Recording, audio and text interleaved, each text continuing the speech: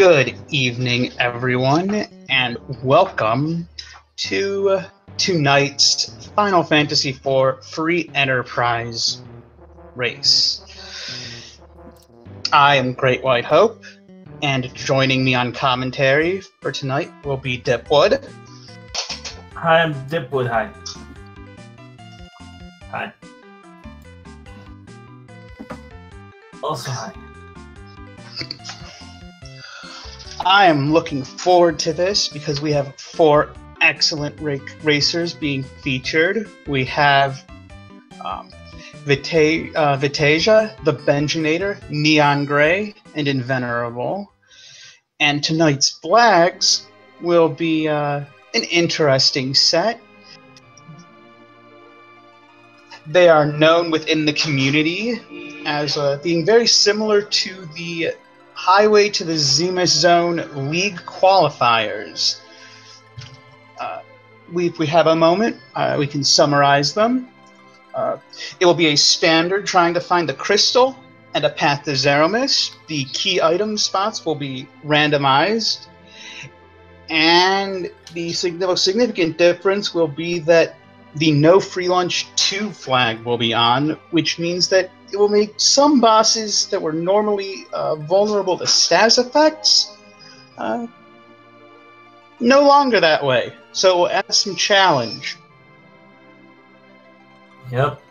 Get ready for that Dark Knight Cecil. He is going to wreck your day if you find him in the bad spot.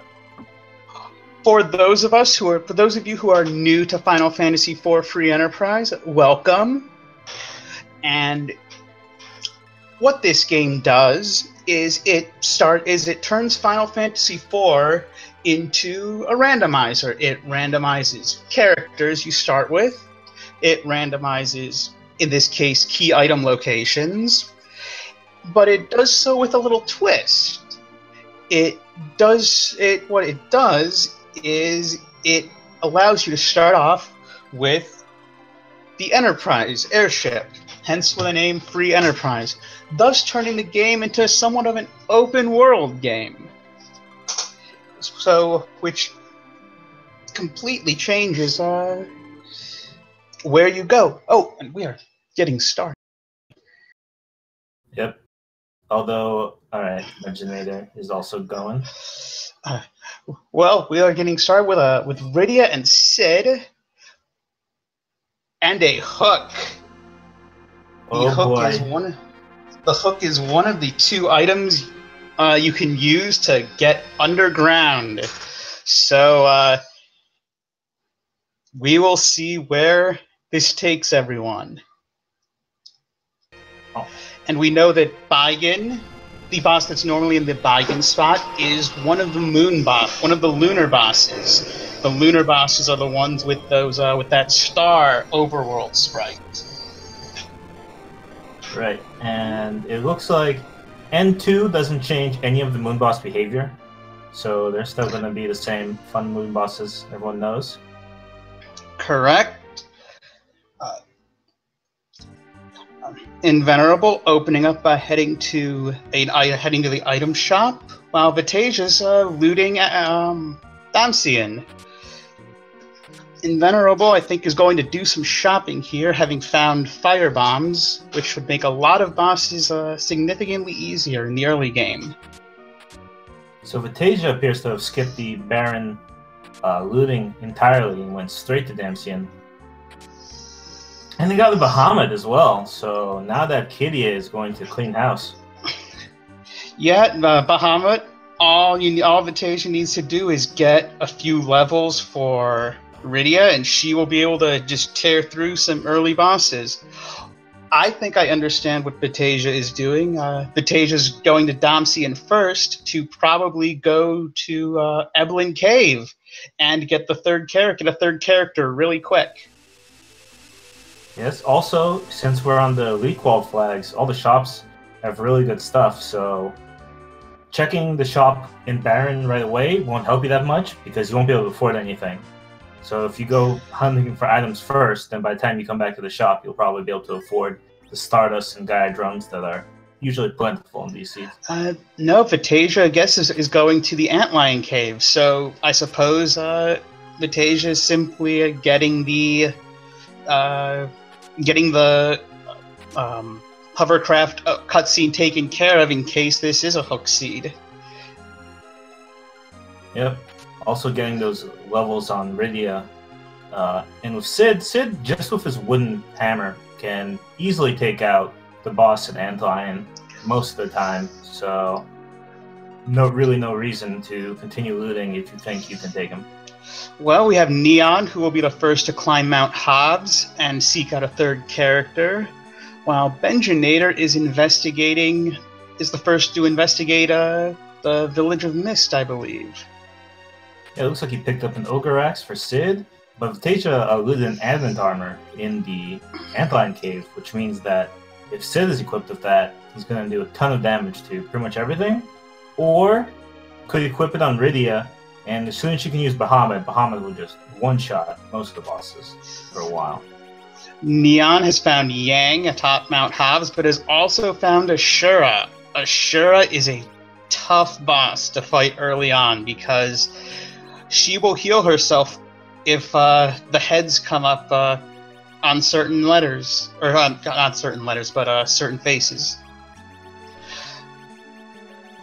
Yep.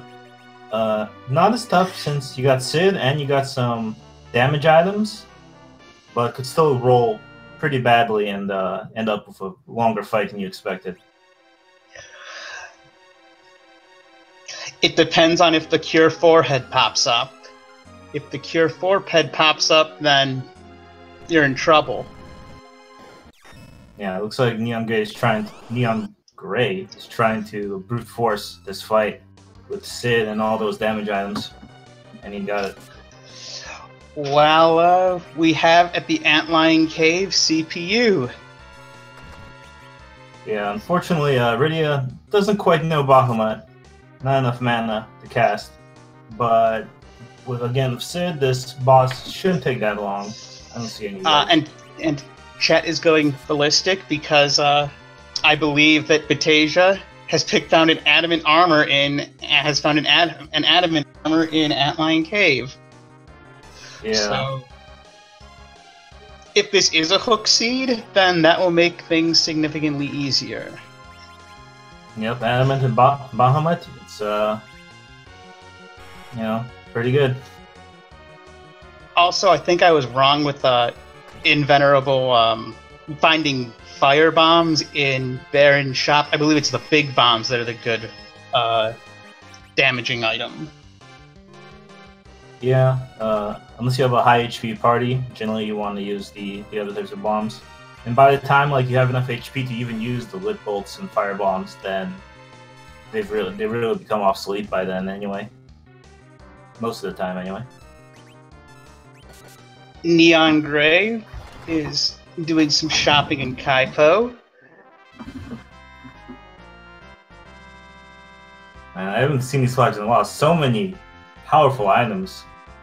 I know, I miss them so much.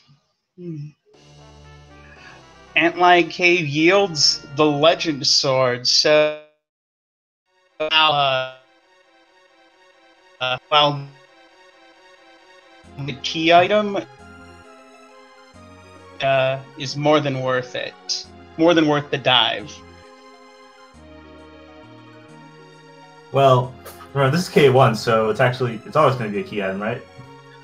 Yes, it will always be a key item, but the Legend Sword will not do you much good. No. On K1, you don't want to... Yeah. If you find the adamant itself, not the adamant armor, the adamant itself, then it could work out.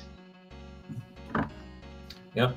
Unlike on K2, K1, you're guaranteed to get them every time, and you become sad when you don't see one that progresses the game. Whereas in K2, I'm perfectly happy seeing anything that's not like a Drain Sword or Drain Spear. Oh, don't bring up Drain Spears, they hurt me so. Too soon. Yes, well, Vitasia and Invenerable are both heading towards Mount Hobbs, where they will be able to pick up Yang, assuming that they have the damage output to defeat Ashura. Although Vitasia's getting a little unlucky with the faces because Ashura is casting a lot of Cure 4s. Yep, I forget who Vitasia put the Adamant armor on, but I think after the Antlion experience, this should still be a matter of rolling dice to avoid the bad head. Vengenator is doing his Antlion die next, so he should have little issue with it. CPU is not particularly difficult at the Antlion spot, especially when you have Artemis arrows, as he does. And Neon is doing the Ebling Cave dive, so we will find out who is in Ebling Cave waiting for people. Yep, this on these flags, this actually isn't that happen often, because generally with all the items and all the equipment that you get, it's pretty easy to finish off the overworld. But sometimes you'll get that good character down there, and you may be able to just skip the rest of the overworld. Actually, it's a workable play. Invenerable appears to be going towards Fabul, assuming that they can figure out how to land. Yep. Yeah, I was just thinking about this on the round of 32 flags. Pretty much almost nobody skipped the overworld. They finished the entire overworld before going to the hook. But on these flags, it's actually quite viable to skip Baron Inn and Ordeals and just go straight to Upper Babel, because you get all these adamants and protect rings. There's very few things that can actually scare you at the Upper Babel spot. A strength ring and a defense sword are waiting for Neon and Ebling Cave, so those will come in handy most likely. Yeah, it does look like probably Neon is just looking for the character and not going to try to take the plunge. I don't think you can take the plunge at these levels. Ooh, that is interesting. We will have the Mist Dragon at Rubicante. Yep. Meanwhile, Invenerable is taking on Mom Bomb and Fabul. Yep. So it looks like the Demas CPU dream is dead for yet another day. But we have a Demas at Rubicante spot, which, well, not necessarily a difficult fight. It is a long fight. And, yeah. Yeah.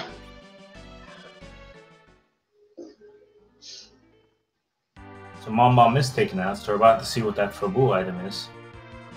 Neon Gray is throwing on his everything he collected from Ebling Cave together.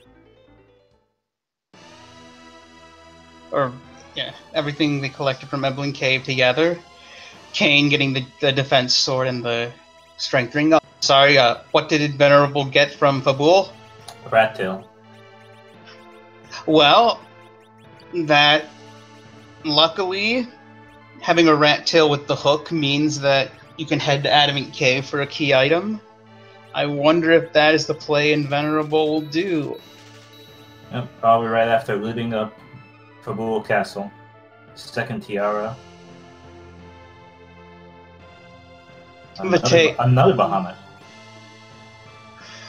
Well, that's a good chunk of change. That will turn into plenty of Stardust or Big Bombs. And Vitasia will be taking on Mom Bomb next, as Benjinator picks up Yang. So someone in chat asked, is all this randomized? Wait, do you want to explain that one? What is randomized is the location of items, the characters you get, the locations of your key items, and the locations of the bosses. However, although the bosses are randomized, they keep the stats of the spot. So, for example, where Vitasia is the Fabul Gauntlet. So whatever boss is there will have the stats of the boss at the Fabul Gauntlet. But they will follow the AI of the boss, which for some spots can make things very difficult, and in other spots make things very easy. Yep, certain spots, for example, you have the Mega Sisters.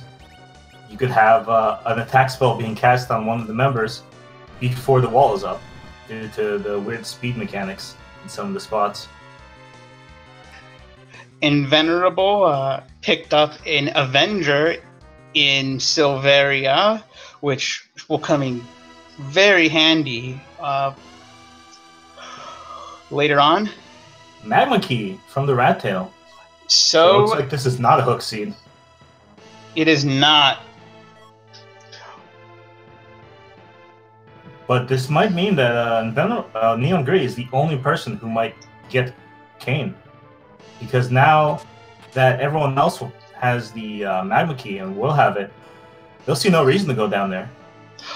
Well, luckily it is at Rubicante, so Invenerable will be checking out that spot for the character and find out some potentially very useful information.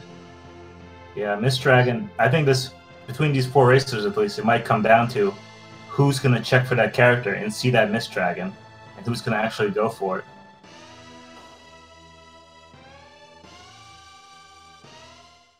I will say this though, Avenger, Adamant Kane is probably my favorite item character configuration. Well, Invenerable will have just that once the character is collected here.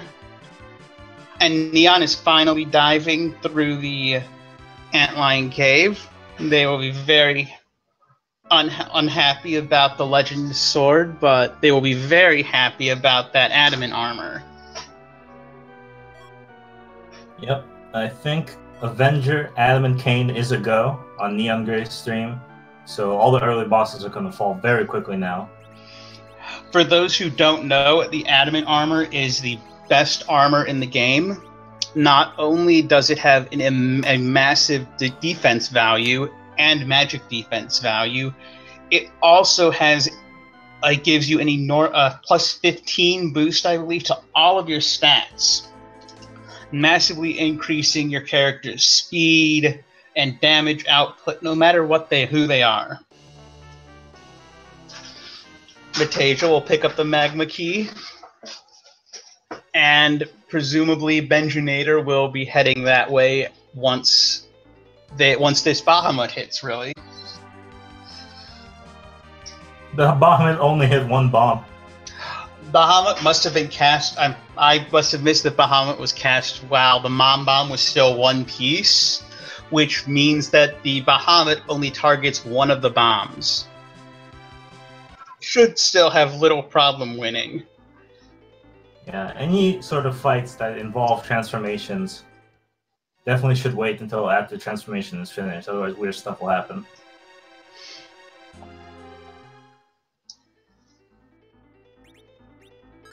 So Vero might be making the dive here, or just getting some experience, because Stalemen are being fought. It has to be going for the experience. I can't imagine going for the hook when you have the Magma Key as an option.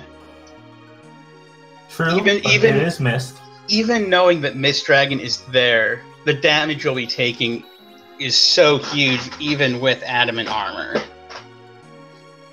Yep, they might come back later. But if Mist Dragon is holding the key item they all want and need, the crystal, then whoever makes that risk could benefit greatly.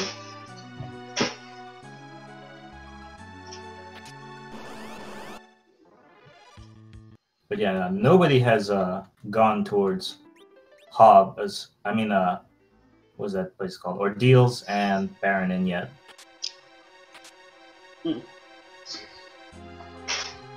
No one's actually made it underground yet, period, which is interesting.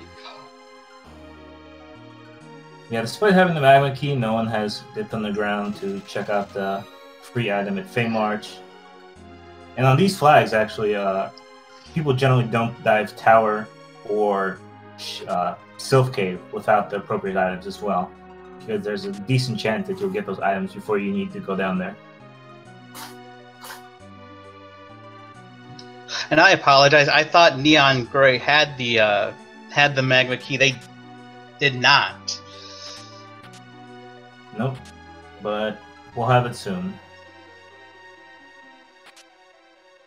So it looks like Invenerable was the first one to make the dive to the underground. Yep, I am a little surprised that having adamant armor, that a dive underground is being chosen over doing Baron Inn, because adamant armor should make that spot fairly easy. But Invenerable is a very good player, so who am I to judge?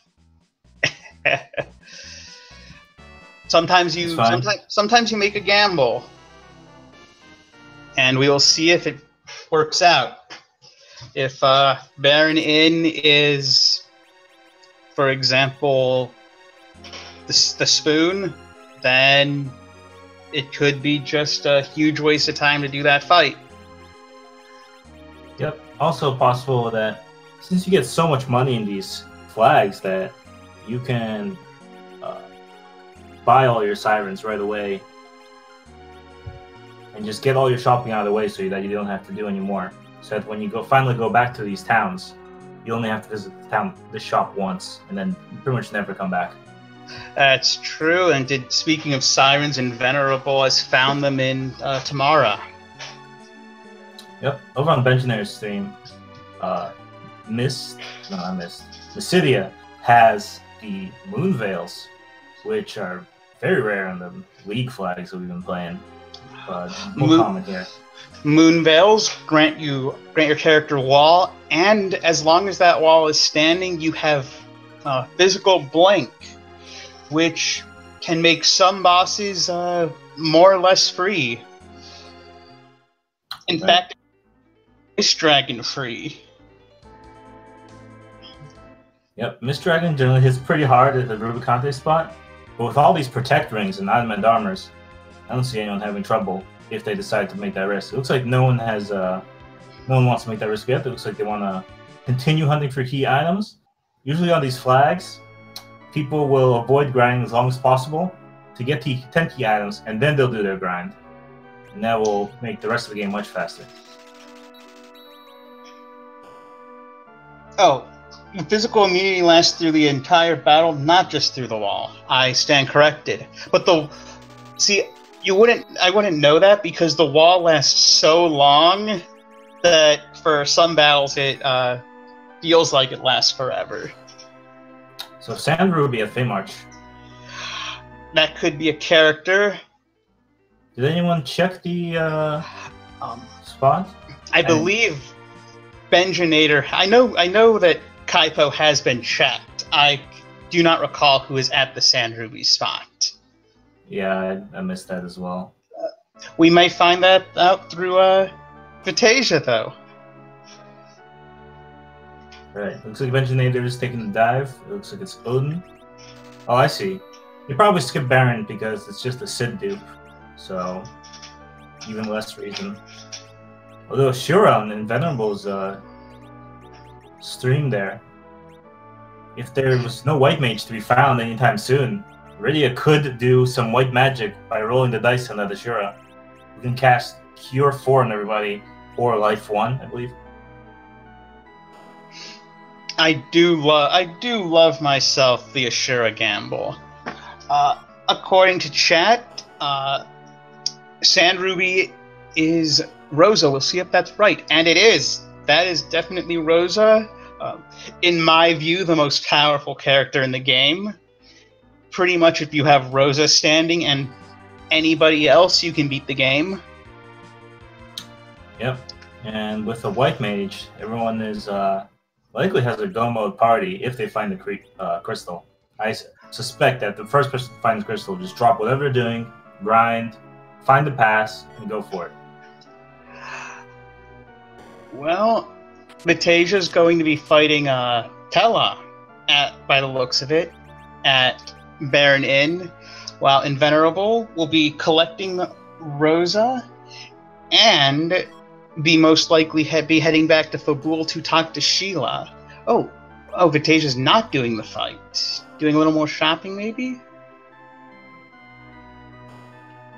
Yeah, a little more looting. More tiaras. Also, that's right. Vitaja skipped the Baron loot. Right.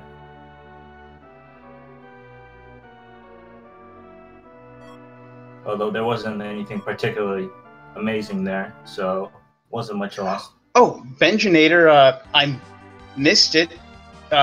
Picked up the pink tail at some point. Which Baron Inn. Baron Inn was the pink tail, which means Benjinator has 2 adamant armors. Yeah, it's quite a few adamants. So that would mean that much like Antlion, Baron Inn didn't particularly yield a progress, but it did yield very valuable items that should make even more fights much easier. So the pass is at Dwarf Castle, it looks like. So no moon dive for the pass today. As soon as the crystal comes up, we may see Benjinator in go mode. It'll be interesting to see where people go from here. Well, in Venerable, we know we'll be heading to Fabul to go talk with Sheila. Huh. That's a bit of a gamble of these flags, because more likely than not, you'll pick up the pan somewhere along the way, and this will force you to do a double dip. I believe the logic was that since he found the sand ruby, he knew he was coming back up here. So while you're back up here, why not pick up an item? Fair enough. Plus, we have Golbez in as the first fight in the Dwarf Castle. And Tower Key from Shield 1. Well, so Invenerable will most likely be heading to the tower. Yep. Where there will be 2 items waiting. So we're definitely seeing a lot of divergences now, with Benjinator diving the Dwarf Castle and Venerable. Not sure what. Maybe Venerable might go to Dwarf Castle first as well. We'll see. I have gone on the idea that if you choose a path, you follow it to the end. So by choosing the early dip Sylph Cave, you commit to, if that gives you an item that sends you somewhere, you commit to it. Yeah, on these flags that makes sense. Golbez is generally a difficult fight because he will knock your party down to 2 characters, but adamant armor makes characters immune to instant death. So he will just try and use instant death until he thinks you should have 2 characters. Correct me if I'm wrong, but adamant armor is more like immune to just all status effects. Except Berserk. Right. Very important difference because the other very powerful armor in the game, the crystal armor, is not generally used in free enterprise runs because it makes you immune to Berserk, which is one of the general strats for fighting Zeramis at the end. But you could bypass it with the Avenger Sword, right? Correct. The Avenger Sword's permanent Berserk status bypasses the Crystal Sword. Or Crystal armor.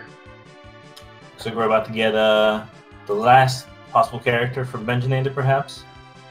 And it is... Porum. Porum.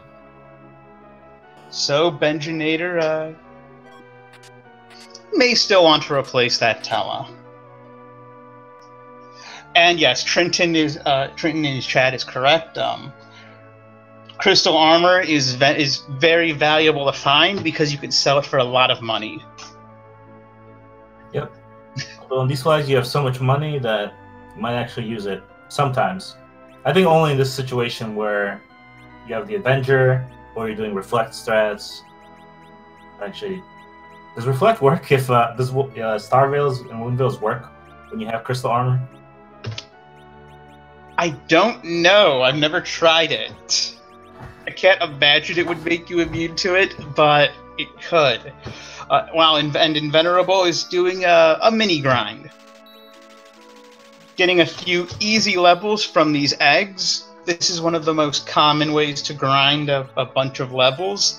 If you stand in certain spots on the underworld and use a siren, sirens will call upon the rarest encounter in the area, which for some spots in the underground is an egg that only has 2,000 experience and is vulnerable to 2,000 HP and is vulnerable to instant death. I believe it has 1,800 or slightly under 1,800 HP. You're correct, 1,800. Yeah. Do enough egg grinds and you know exactly how much you need to earn it. I always mentally tell myself it's 2,000, and then I do 1,850 and get excited that it dies. And Invenerable will indeed be doing a tower climb, while Vengenator is going to teach us what is at Dwarf. If this is any sort of progress item, then... Crystal. Ooh. Well, that is an interesting item. Yeah, and he has the pass, too, at the same castle. Vengenator, 1, 2, 3, 4, 5, 6... With only 7 key items, it would be very time-consuming to find three more items. It's actually only 6, because the pass doesn't count. Oh, you're correct. Yeah, at 6, I would definitely just start grinding. It'll take way too long to find 4 more. Benjinator is now luckily the sirens are right there in the other underground overworld town. So all the right shopping choices.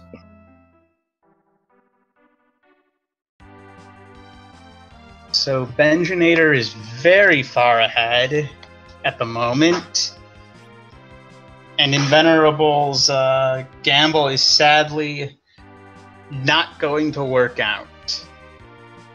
I gotta say, even for League Qual flags, this is still a lot of really powerful items early on. Yeah. And in fact, Benjinator has a pass and a backup pass. Yep. I approve of the backup pass strategy. Yeah, what if you drop the first one? Then they won't let you in. Yeah, exactly. You always have like everyone has backup keys, right? I hope. Yep. Vitasia will be checking. We'll be checking the underground, which Vitasia might also, having picked up the Sand Ruby, be heading that way, heading back to the overworld to get a character, and we'll get the tower key, which might take her far out of the way, which is unfortunate. Benjamin, better be careful of that power staff. And Neon Grey, actually, they have also picked up the tower key, so we may have 3 runners on the completely wrong track, and Benjinator. Now, the good news for the other 3 is that once they get to Dwarf Castle, they should have a lot of key items, and possibly be at 10. The question is going to be, how long will it take them to decide that they aren't on the right path? Yeah, but with all these protect rings and adamant armors, Benjamin doesn't actually need that many levels. Porum just wears the adamant, wears the protect ring, wears the tiara. I think she could tank big bangs at maybe 1,400 hit points easy. And counter nukes, I think, would do less than 400 damage. Benjinator is giving up on the grind. Oh, interesting. I wonder why. Maybe. I don't. Checking the shop. Benjinator does not. I believe Benjinator doesn't have coffins, so Benjinator is being forced to kill those eggs on raw damage, which can be a little tough because if you hit the egg once and it hatches, it will produce a dragon that can do. Bahamut, though. That's true. Invenerable, atop the tower was the pan. So and we will see what the other tower item is. But this does mean that no matter what, following the Sheila path did require a double dip of some kind. And I would much rather double dip Sylph Cave than the tower. Yeah, but this double dip isn't going to lead to any crystals, so... And even worse, it led to the Baron Key. But yeah, Invulnerable might just dip Baron while the overworld is active. Yeah, no one has done the ordeals, I mentioned in chat. No, I mean, with Tella, it is somewhat tempting, but with all these amazing items, and the fact that there's Sirens available, Tella's just going to take a dirt nap. I'm sure he's going to be used for agility anchor purposes, and then he'll be taking a nap.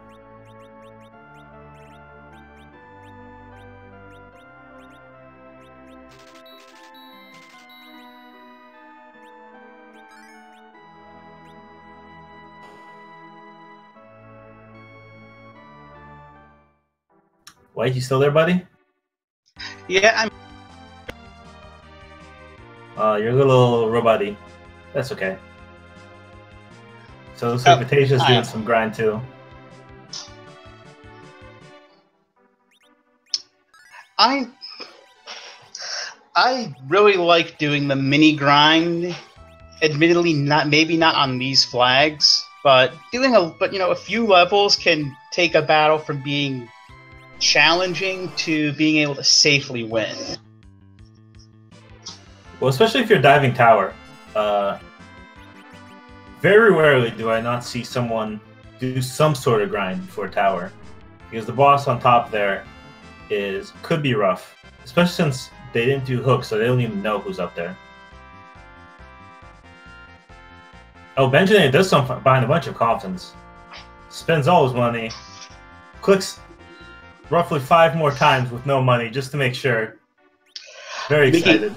Making absolutely sure that all of that money, all the money's been spent. Yeah, I'm surprised he didn't just sell like everything in his inventory that wasn't like closeout at that point. Closeout sale. Benjinator though will be very happy to see Rosa here. Oh yeah, because definitely getting. Well, it's either Tella or Porum. Tella might still be used for anchor purposes, but you still have Sid, and Sid could actually contribute to the fight while still being an anchor. There is also Tella did get punted, but another reason why bringing Tella around isn't all that bad of an idea is that he will die. He can die quickly, and then your heals, if you're at a lower level, will only be split among 4 party members. It's true. Despite all the amazing items we've seen so far, I haven't seen any good staff at all. So without levels, the heals won't be that great unless the adamant armor gets equipped on one of those mages. I do actually think Benjinator sold a life staff, but that could have been some other item, a different staff. I think a power staff got sold, a regular staff. That would be very strange if a life staff got sold, but possible. So it looks like Benjamin is going to grind for real. Very happy with that Rosa. Will feel very safe going to Z at relatively low levels if he chooses to. Rosa won't need that many levels to get a decent HP. And 2 white mages makes it even safer. I am definitely a fan of safety against Zeromus. You never know when you're gonna get some high rolls and everything goes terrible. Neon Gray appears to be climbing the tower as well. That will be unfortunate for them. And Invenerable is doing Baron, which is a very long cutscene and will not yield anything valuable. Yep, the other runners are likely going to accrue 10 key items before checking Dwarf Castle. Neon Gray was actually there, but only checked the shop. Invitation's there as well, probably maybe checking only shop. But I think there's a good chance Vitasia will take the fight, because there was that mini grind.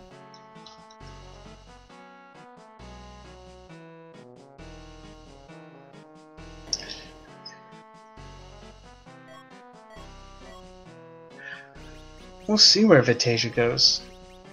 Yeah, very nice Crystal Ring, I believe. Is Crystal Ring the best ring, or is Protect Ring the best ring? Crystal Ring is the best ring. Right. I believe Protect Ring might be better against physical. It might be slightly better against physical attacks, but Crystal Ring, I believe, is significantly better against magic. Right. We have the Pale Dim at Baigen's spot. I believe. Oh no, we've also seen the Lunar Dragons. We have seen other moon bosses so far. Yep, looks like we have a free boss for Neon Gray. Yep, at the top of the tower is King and Queen Evelyn, who... Neon Gray is going to be confused because this is not N1. On N1, the King and Queen Evelyn, after a few turns, will kill themselves. I think Neon Gray just realized it and started attacking. Yes. Just kind of confused. Why aren't they dead yet? Oh, wait. These flags. Man. So that means no one gets to run into Dark Knight Cecil this game. Not necessarily. We don't know where Baron is going to send in Venerable. True. But Baron, Dark Knight, Cecil at these levels probably won't be a problem. So it looks like Vitasia is going to get this crystal pretty soon. Yep. But Benjinator has a significant lead in the grind. Invenerable take the mop or leave him behind? The menu is too fast for me.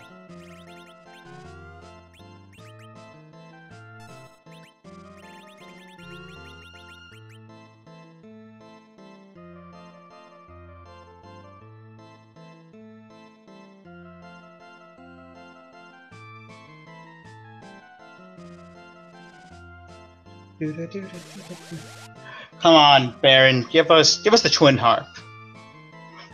That would be nice. It'd be nice for Invenerable if this didn't yield to anything.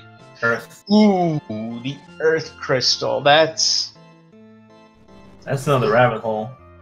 And that's not just another rabbit hole. Luckily, that's a very lengthy rabbit hole, which will send Invenerable to Dwarf Castle.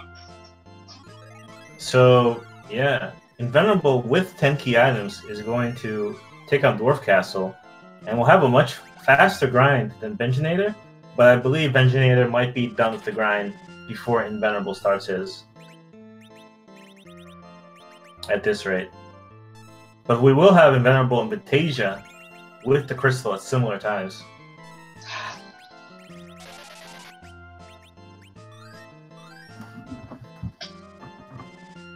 I think Invenerable...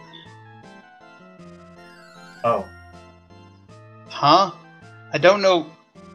Was that an accidental reset? Or did Invenerable see Golbez and decide that this is not the place for me? Yep. Invenerable is not going to fight Golbez. Oh. Oh my my gosh, Golbez, you horrible jerk. I apologize for almost saying bad words. This is unfortunate for Venerable. He was there. Oh. Oh no, going for the Earth Crystal. Take that, chat.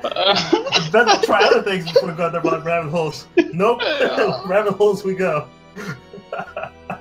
Oh my gosh, I feel so bad for Venerable.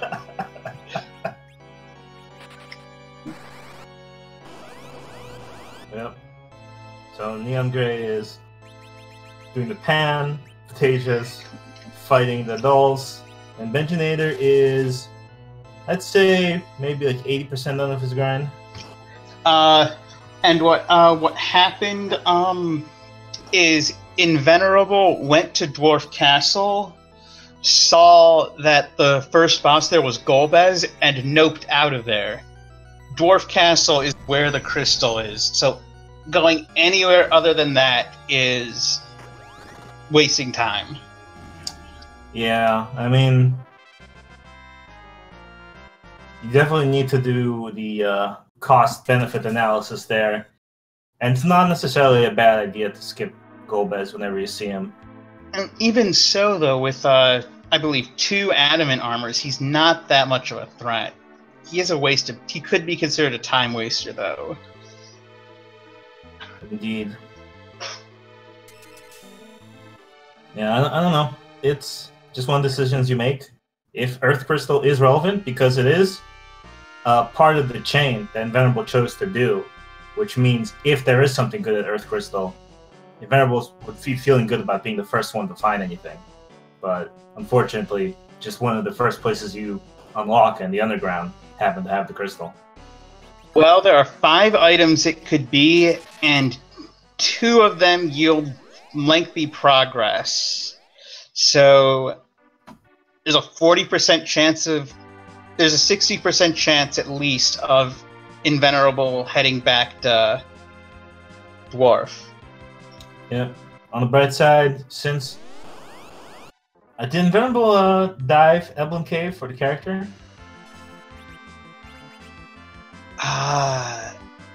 I don't recall.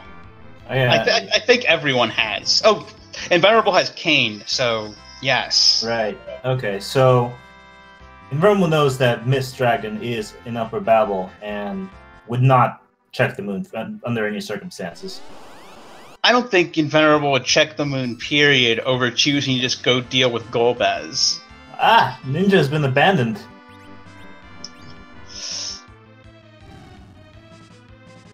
That's interesting. Maybe no weapons, though. I don't recall seeing any ninja weapons come up during his run. I don't think... We haven't even seen the spoon.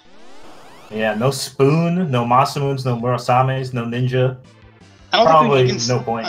I don't think we've even seen a long or middle sword. Yeah, this is a very ninja-hating run. Neon Kane happy. Neon Gray is climbing ordeals. So wow. That's also an option that Invenerable could choose over Dwarf Castle. I completely forgot about that. So much fear over Golbez when they have 2 adamants. Well, I think Neon is doing this because they are already up here. True. Rather than going back down. Ah, yes. Full Moon and Assassin Dagger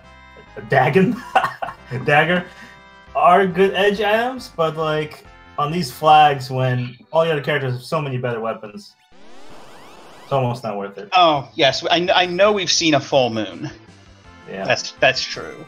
And Invenerable picked up the Luca key from climbing Zot, so maybe now is Golbez time? Nope. It's Luca key time. Oh no. This is your fault. You're the one that said, oh, just follow the item chain. Yeah, and there's a reason I got 4 points in the best of 4 points out of 4 matches in the best of 32. I don't know what I'm doing. It's okay. No one does. Rando gonna rando. Rando gonna rando, that's my excuse. Dang, look at Yang doing 4k damage to that egg. I believe there's a claw that does bonus damage to dragons, which he probably has equipped. Which claw does bonus dragon damage? Honestly, I don't recall, but I feel my gut says one of them does. All right, I have a new theory. Invenerable is trying to find Twin Harp to play some music for us. That's their only goal.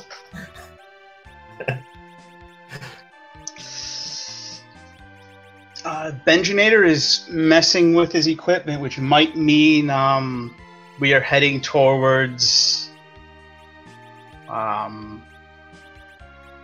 and putting the adamants on Porum definitely means we're going to be getting to Zeromus soon. Yeah, looks like adamants on Porum and Rosa, so double healer. Yep. Strats. Double healer, Yang with over 4,000 hit points. This is paranoid. Oh, and Hippos has finished in first place overall with a time of 48 minutes. Congratulations. Oh, very nice Hippos. Looks like probably took the Dwarf Castle jump really quickly. And it paid off. Just like Benjamin. Benjamin is going to be pretty close behind.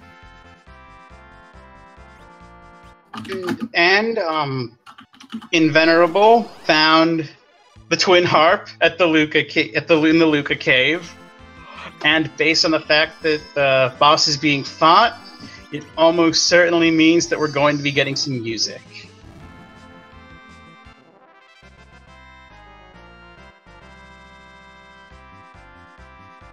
We'll see.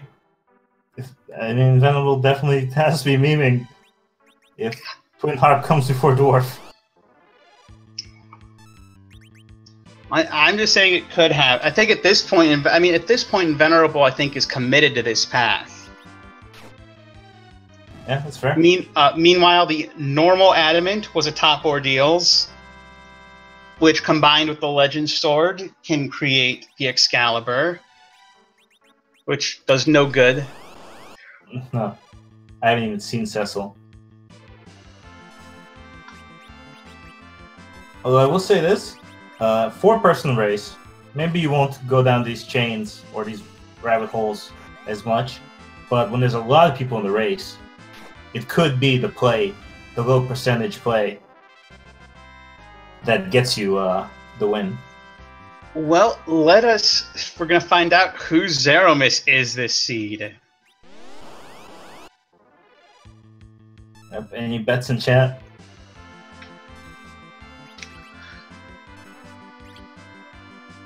Come on, Sansmus. I know you're in here. I believe. His true colors emerged. We have... Oh shit, Hydramus. From Hydramus. Suikoden 1. It's always fun times when you get a really huge Zeromus, right?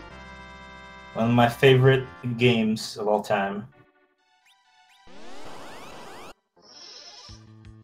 So we have 2 people grinding eggs, 1 person charging towards Baron, and 1 person saving the world. Yep. I also maintain, of any sprite I've seen so far, that this is the largest. I think the creator from Final Fantasy IV, the After Years, is larger. But that might not be true. We have some Ashura heals going on. Oh man, I called it. Oh, Rosa's casting Berserk. I guess we didn't see any Bacchus. Or this is just faster than waiting for their turn. I totally forgot when you get Bacchus. I'm not sure either. Yeah, the FF4 logo is pretty big, but I don't think it took up much of the screen vertically. Mainly it was horizontal. And there's also Miriamus from Breath of Fire 3. Silver Star 6609 has finished in 2nd place with a time of 52:15. Congratulations. Nicely done. A lot of sub hours here. Oh crap! I keep accidentally clicking on this stream and turning it off.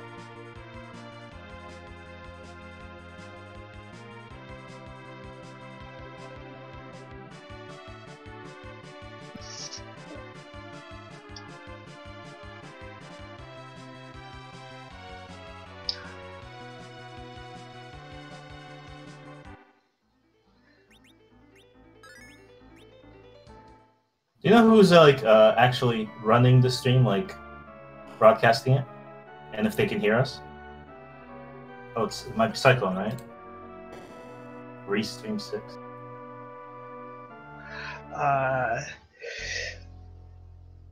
Vitaja's put the music on the Z fight.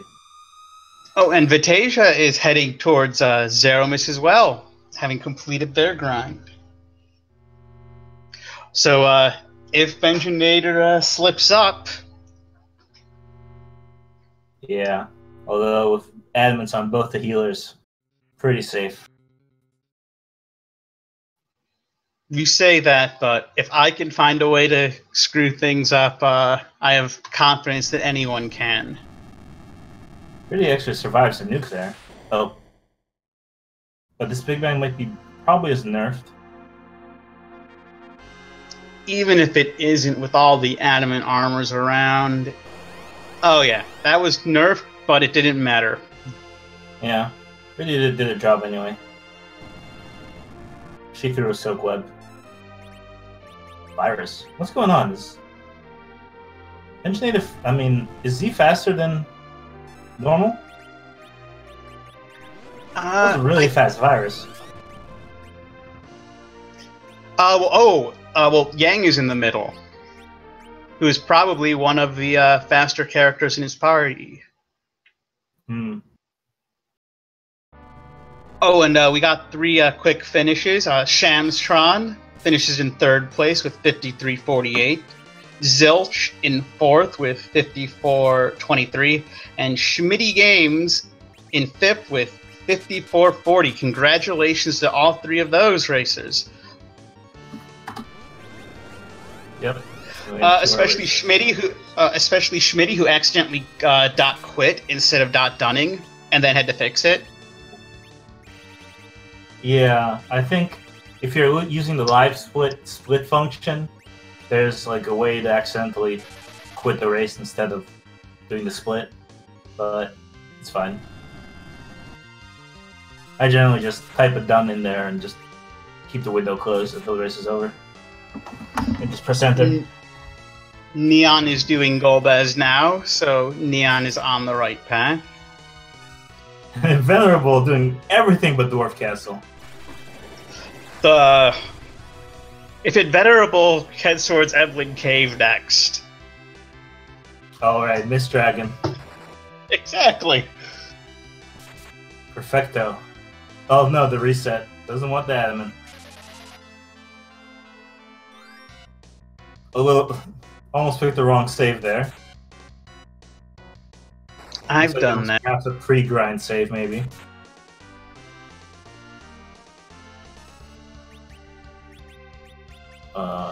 Alright, so it looks like Venerable's finally gonna do that Dwarf Castle. Make sure to take the Avenger off so that Kane doesn't waste a bunch of turns. Dusty Griff is finishing 6th place with time of 56.04. Congratulations, Dusty.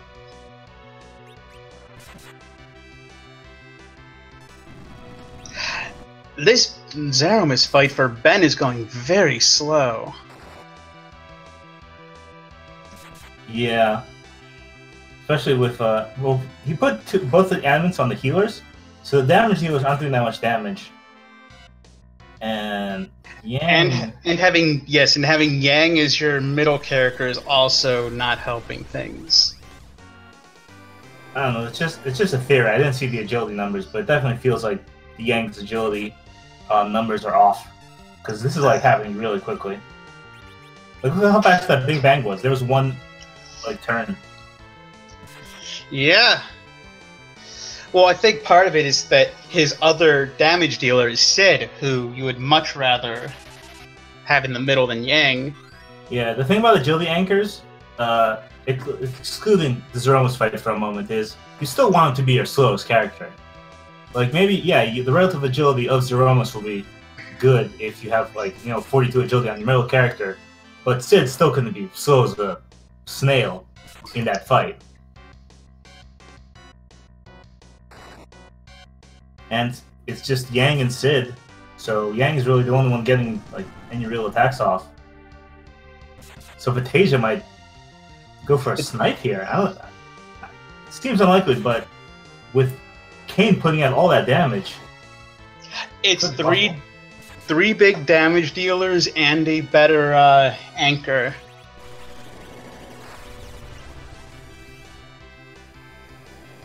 It'll be close, but I think Vatasia might actually have be at the big advantage. Although, if Rosa doesn't get this heal off quickly... Oh, and Schmitty is in chat now. Congratulations, Schmitty, and good job with your dot dunning. Yeah, I think what happened is exactly what I was saying. Just live split being weird.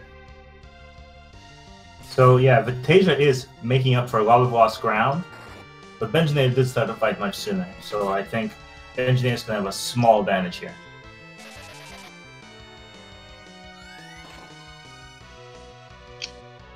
And yes. Oh wow, Vatasia in the tail phase. I guess I was wrong.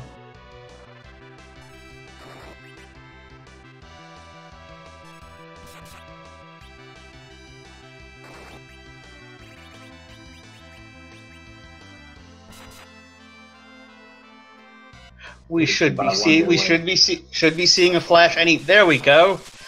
Congratulations to Vatasia, finishing in seventh place with a time of 59:05. Yeah, congratulations to Vatasia. Really nice snipe.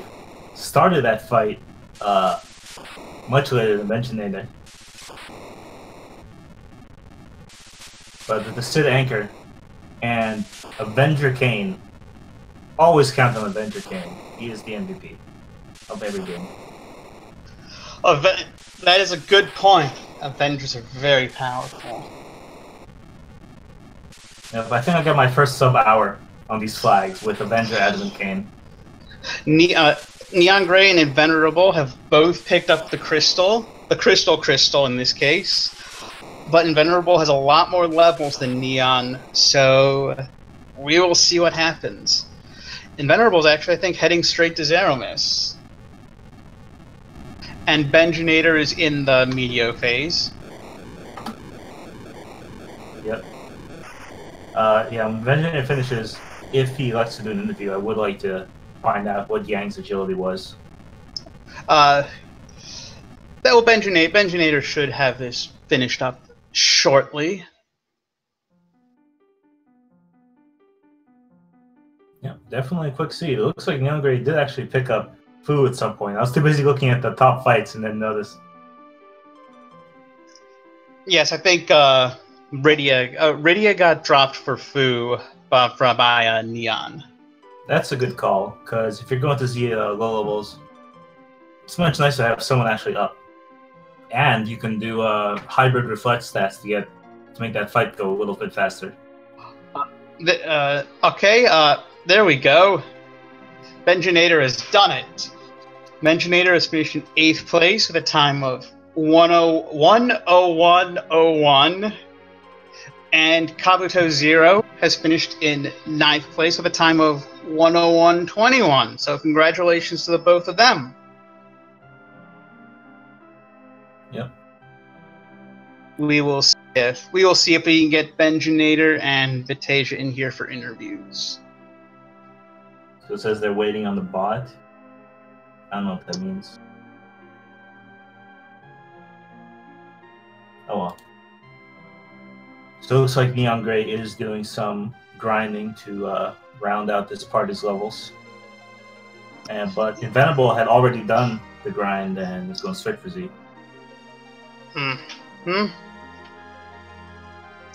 Oh, I think Invenerable knew that the Dwarf Castle had to yield some path to victory, either Dwarf or Muka. So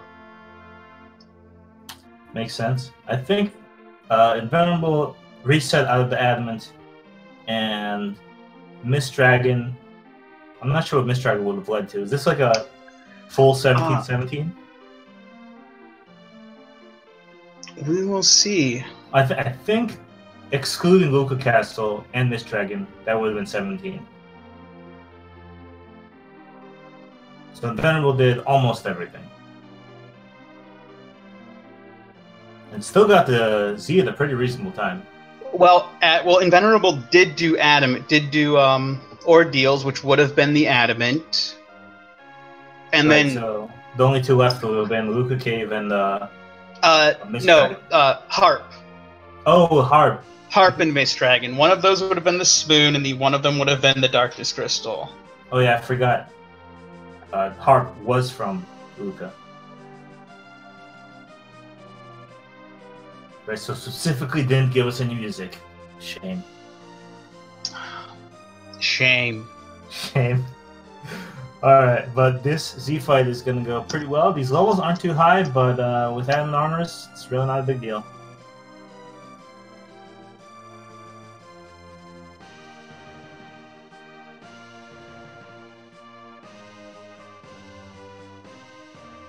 Interesting interface, by the way.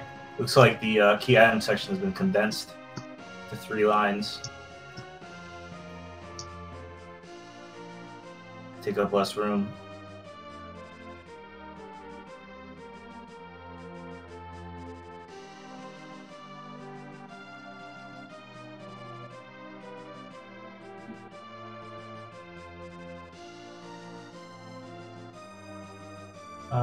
Engineer's clock looks pretty stuck to me. I mean, when you've done your... If you type .done, your clock, if you use the live split clock, won't necessarily stop. You still have to like manually stop it. Looks like the key item section has been condensed. 3 lines. What's going on? Do I hear myself? Maybe.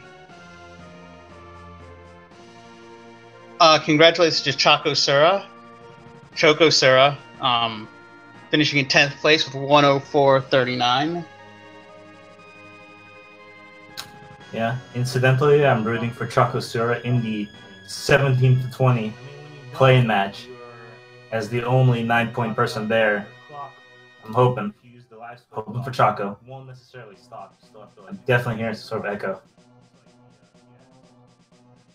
Where's that coming from?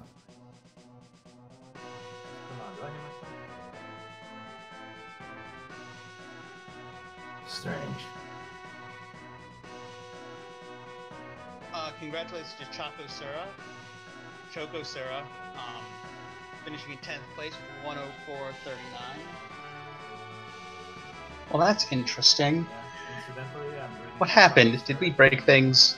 I don't know. I'm hearing the commentary in the commentary stream. That's fine. I don't think they hear it.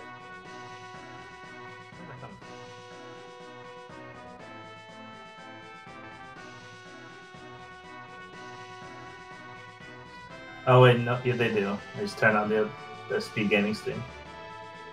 Oh well, we broke the fabric of space-time.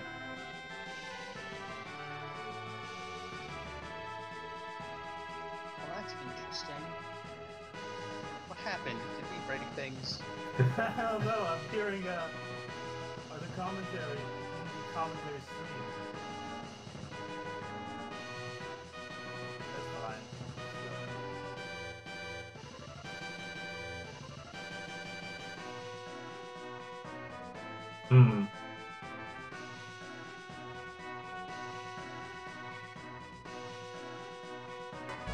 Well, we have like a separate stream that only has game audio.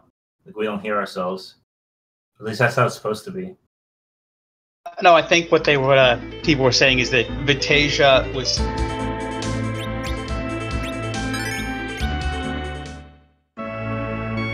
That surprised me.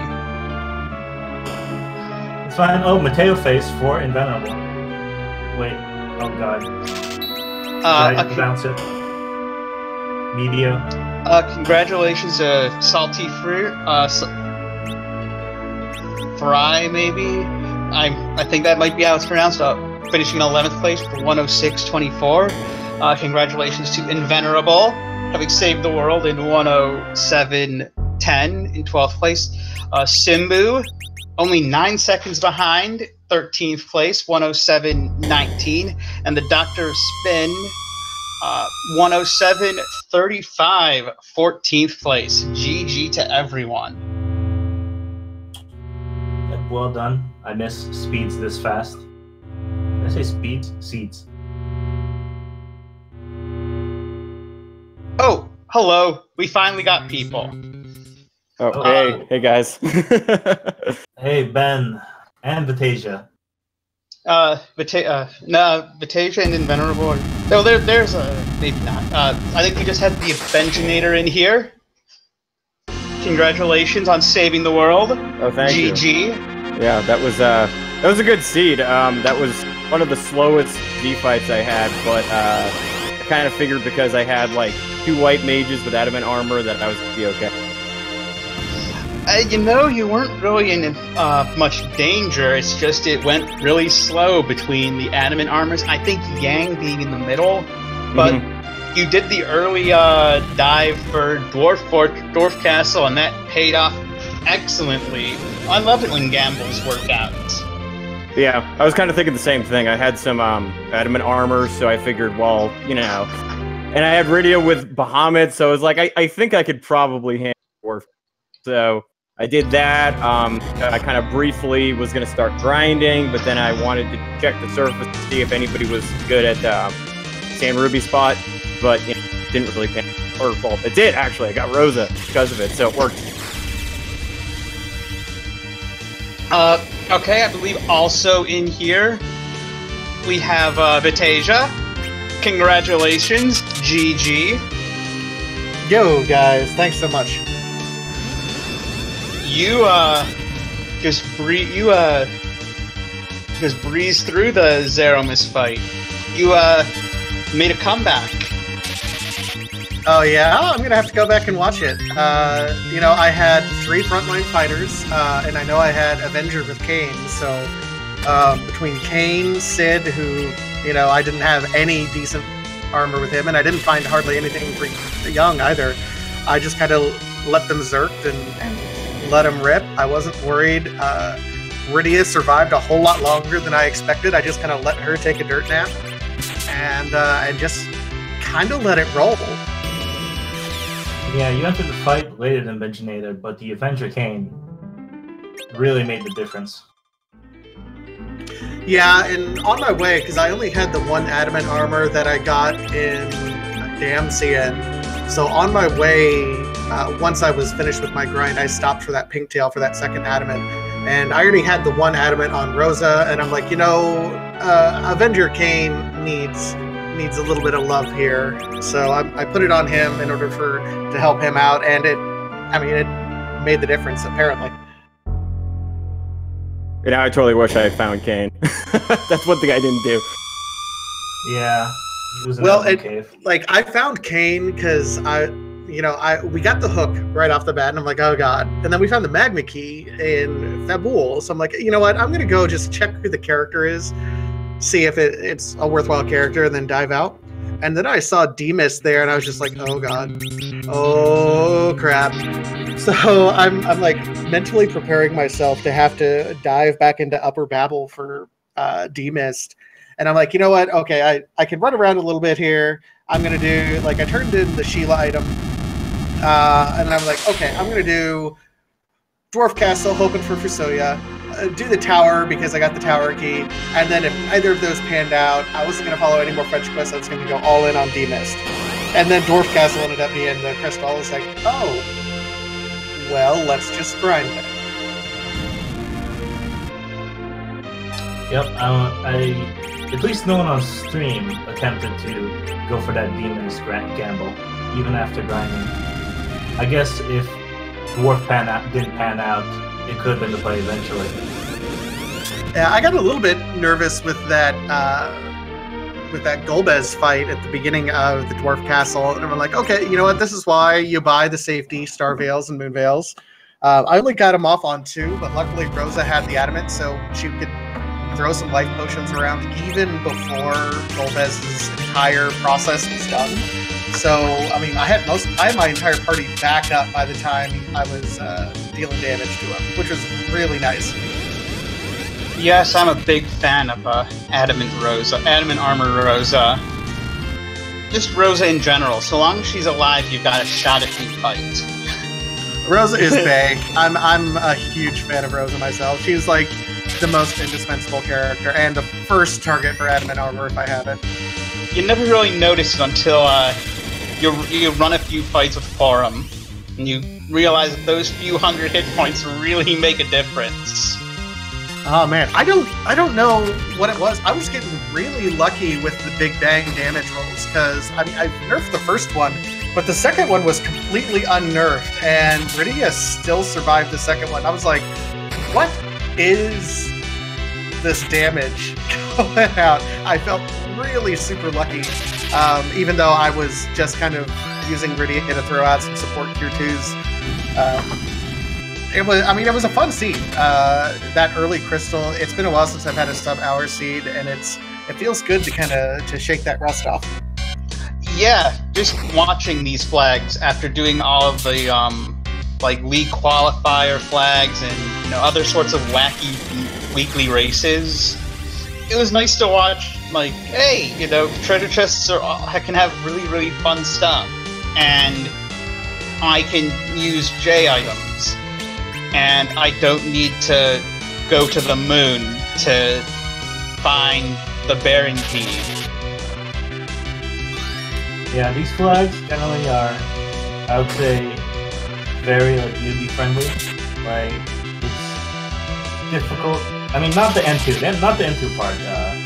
That could give you trouble. That could troll you. But the rest of them, I'd say, are very good flags because with the no free lunch, you think it's tough, but it does teach you to use some underused characters. Well, I blame my good fortune on the fact that I decided to purchase 2 passes instead of 1. we did notice that. We did comment that that was an ace play, because what if you drop one? Yeah, what it's if entirely Ed possible. What if Ed shows up and steals one? Then you're doomed.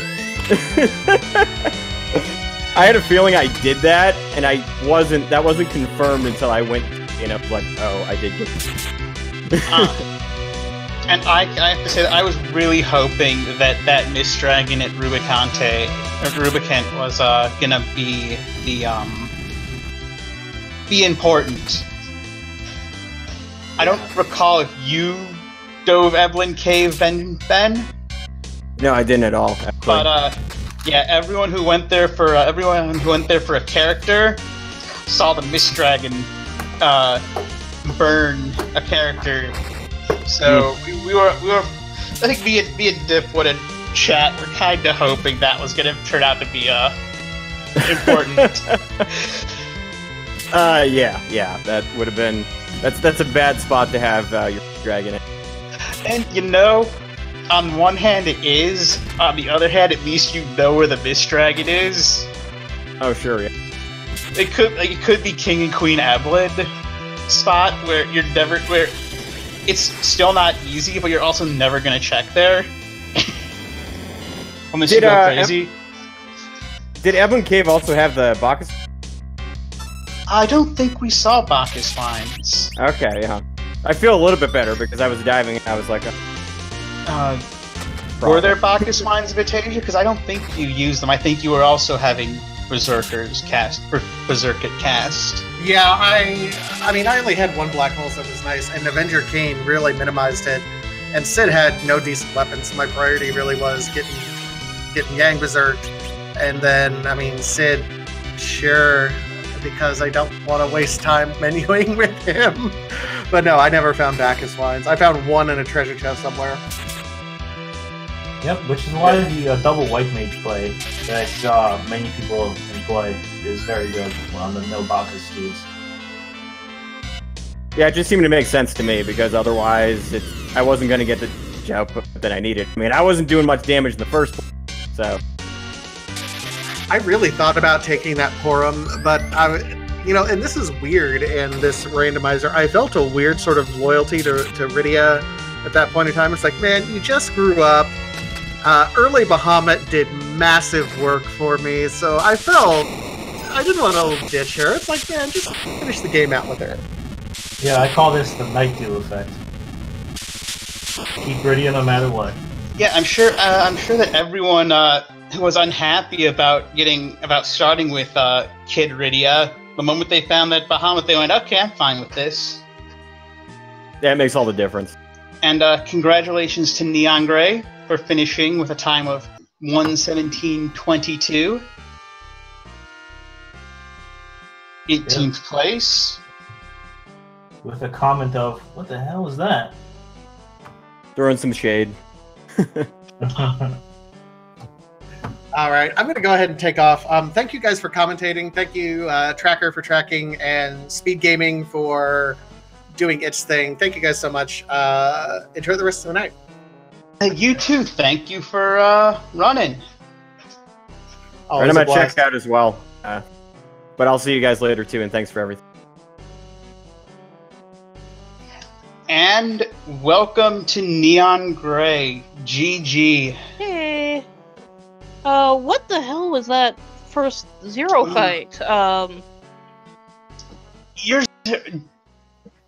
Did your Sid have like 29 agility for some reason? He had 16. Did you have a Kane in the middle? No, I was anchoring off Sid.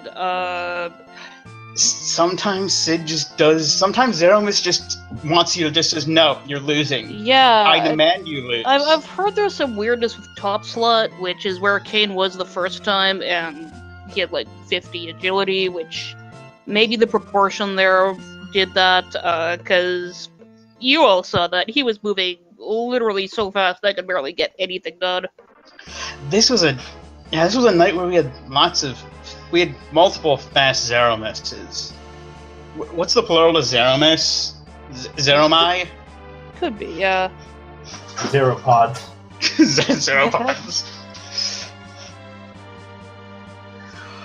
But yeah, no, it was, and unfortunately for you, just sometimes choosing a place to dodge doesn't work out. Yeah. And yeah, I just picked a couple of wrong spots at the wrong time. Like, I'm sitting there going, okay, what's gonna take the longest for me to do next? What's gonna do the shortest? And unfortunately, when I'm sitting there going, well, this and this and this is all gonna take about the same amount of time. This one's closer, I'll do that. And of course, the right one was, I should have listened to me when I was like, maybe I should go do Dwarf before cashing in this pen.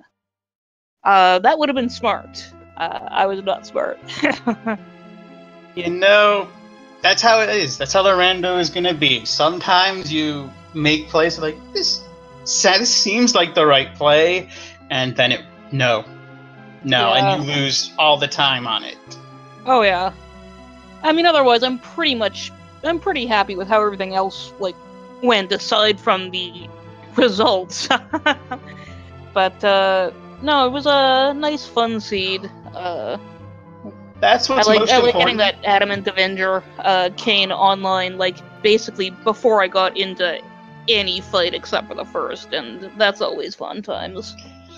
Yeah, Adamant is lots of fun, especially when you get multiple.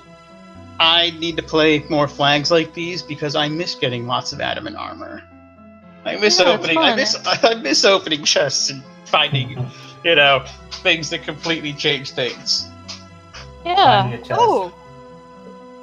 Yeah, it's my favorite sword. It's 2 of them, and then. Shame I didn't get to use the second one, but I won't say no to dear Uncle Mop.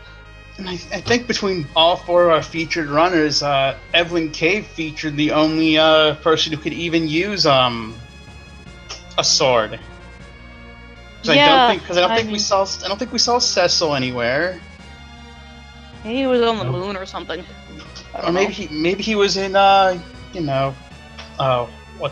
he was behind the package. I don't think we saw package. No, package was Pelham. You did check package. Yeah, it was that was actually a pure knowledge check, because I'm sitting there going, I know I'm not going to do package, but if it's Cecil, I'm gonna do Baron before Ordeals, because at that point I'm like, if I see Cecil, I'll pick him up. But if I know I'm not gonna sit through package for it, I wasn't gonna do Ordeals. I gotcha. Makes sense. If you had died for Kane, probably you wouldn't care so much about Cecil because you would have had the Avenger target. Yeah, no, I got him right off, but I like lots of... multiple Avengers is good. Yeah, multiple Avengers, multiple Advents, Protect Rings, and the Crystal Ring. It was very generous seed. Yes, yeah. Very, very fun seed. We need to get some S4 action in here. Just free items. Start buying some as many apples as you can afford, which is. I think we had that last Friday. Darn. I think I missed last Friday's race. Oh no. I missed the apple fun. Oh well. Well, what's most important is you had a blast. I'm glad you did. Thank you for racing. Thank you for being willing to be featured. Yes, and thank you both for commenting. Thank you, Azen, for tracking. Thanks, Cyclone, for the restream and for not rolling. It's not nice. Oh no, that's believe me, it's better for everyone that way. Not for us. We got to commentate Twitch seed. We wanted to be commentate. We wanted Miss Dragon. Yeah. We wanted Miss Dragon to be at CPU behind Dark Knight Cecil and Elements. You know what? My hair just about turned white when I saw Miss Dragon at Ruby, and I'm like, please. Oh, you became a paladin. You became Paladin Cecil. We were also kind of hoping that would mean something. Yeah. At least it wouldn't have been a Miss Dragon hunt. Yeah, it's just, the looming threat. That's even worse. It's like, if you're hunting, it could be somewhere easy. That's a bad spot.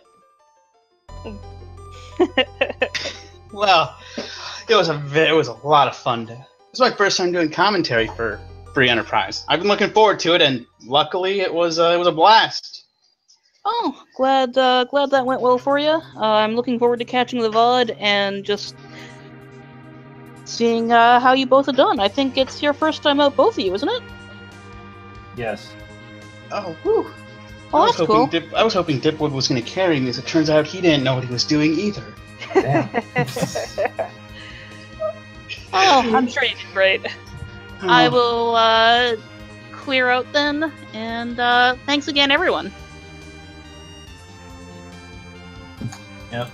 So, you wanna wrap this up, White? I suppose we should. Thank you to Eisen for being our tracker. Thank you for Cyclone for setting up the stream. Thank you for the Speed Gaming community for letting us use their channels for this race. Thank you to everybody who raced. Thank you to everybody who hung out in chat, because without you guys, none of this happens. Or at least it's not nearly as much fun. And upcoming for Speed Gaming tomorrow, there is a Link to the Past randomizer daily starting in about half an hour. In 90 minutes will be a Mega Man 2 randomizer race.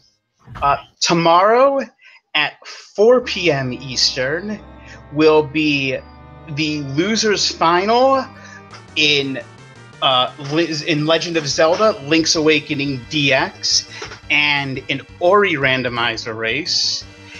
And tomorrow at 5 p.m. will be the near Autonoma Grand Final. So there is plenty of stuff happening in the speed gaming community, and it should all be a blast. And with that, I believe we are done. I'm not sure who we are going to host up or raid, but take care of it. Yep, thanks for letting me say things on the stream. It was fun. Yeah, thanks for trusting us, you crazy people. Yeah, I don't know what you guys are thinking.